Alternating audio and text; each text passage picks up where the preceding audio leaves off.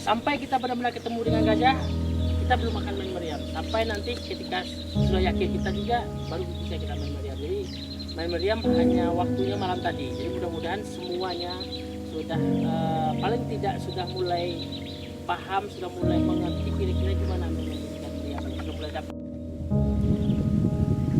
Baik, untuk menyingkat waktu, karena sekarang udah hari jam 10 lewat 10 jam saya, maka kawan-kawan akan saya bagi menjadi 3.